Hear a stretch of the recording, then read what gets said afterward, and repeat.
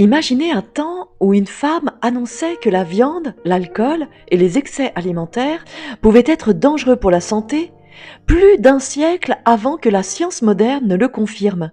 Cette femme, c'est Ellen White, l'une des fondatrices du mouvement adventiste du 7e jour. Ses écrits sur la réforme sanitaire, rédigés entre 1863 et 1915, posent des principes de santé que la naturopathie moderne découvrira scientifiquement bien plus tard, à la fin du 19e siècle et au 20e siècle. Aujourd'hui, nous allons explorer ces écrits prophétiques, voir comment ils rejoignent les bases de la naturopathie et comprendre pourquoi ils restent incroyablement pertinents à notre époque. En juin 1863, Ellen White reçoit une vision où Dieu lui révèle l'importance des lois de la santé. Elle écrit dans Dons spirituels, volume 4a, en 1864, que beaucoup de maladies sont causées par des erreurs dans le régime alimentaire, la boisson et dans la manière de vivre. C'est le point de départ de la réforme sanitaire adventiste qui propose de préserver la santé par l'alimentation, l'hygiène, l'exercice et la tempérance, avant même que ces concepts soient formalisés scientifiquement. Dès les années 1860,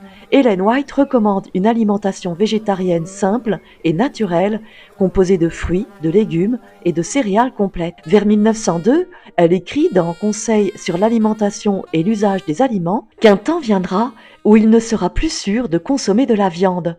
Elle met déjà en garde contre le sucre raffiné, le pain blanc et les excitants. À l'époque, personne ne parlait encore de pollution, de maladies liées à la viande ou d'antibiotiques. Mais aujourd'hui, face à l'élevage intensif, aux zoonoses et aux résidus chimiques, ces avertissements apparaissent comme prophétiques et visionnaires. Entre 1864 et 1905, Ellen White définit ce qu'elle appelle les 8 remèdes naturels, repris scientifiquement plus tard par la naturopathie.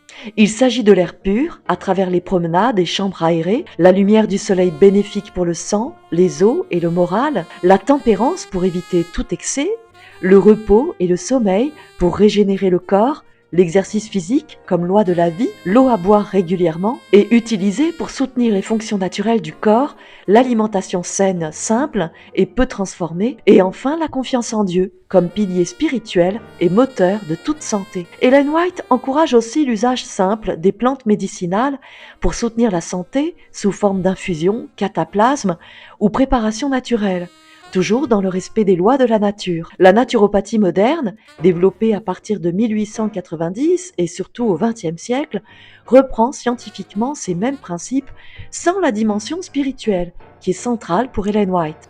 Elle insiste sur les aliments bruts et non raffinés. En 1905, elle écrit dans le ministère de la Guérison qu'ils doivent être aussi simples et naturels que possible. Déjà en 1890, elle mentionnait que le pain blanc n'est pas sain et que la farine doit contenir tout le blé. La naturopathie moderne recommande exactement la même approche.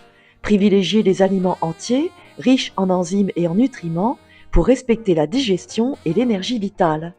Elle souligne l'importance de laisser le corps éliminer naturellement les toxines par des jeûnes occasionnels, des bains, de l'exercice et l'eau. Elle écrit dès 1864, dans Dons spirituels volume 4a, que si on laisse la nature agir, elle accomplira son œuvre sagement et efficacement. Ce principe d'auto-guérison, que la naturopathie appellera plus tard fonction des émonctoires, désigne la capacité du corps à éliminer naturellement les impuretés par le foie, les reins, la peau, les intestins et les poumons.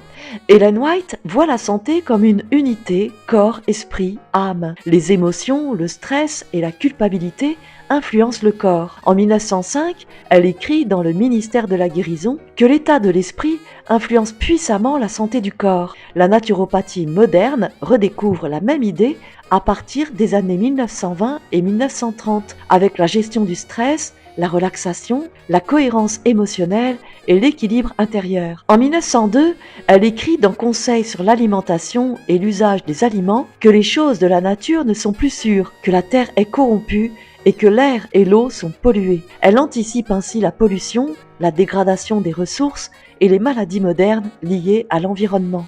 Un siècle avant nous, Elle l'invitait à revenir à la simplicité, cultiver la tempérance, le repos, l'équilibre et la confiance en Dieu. La réforme sanitaire posait des bases solides, mais la naturopathie moderne a développé plus tard des pratiques qui sont étrangères à la vision d'Ellen White et souvent ésotériques. Ces pratiques incluent la réflexologie plantaire ou palmaire, développée scientifiquement à partir de 1890, la médecine traditionnelle chinoise, redécouverte en Occident dans les années 1970, le Reiki et le magnétisme, popularisé entre 1920 et 1980, et les concepts d'énergie universelle et de chakra dans les années 1960 et 1980. Ellen White ne les recommande jamais. Elle se concentre uniquement sur les lois naturelles créées par Dieu, l'air pur, l'alimentation, l'eau, le soleil, l'exercice, le repos et la tempérance. Aujourd'hui, quand on lit Ellen White, on voit qu'elle a anticipé de plus d'un siècle ce que la naturopathie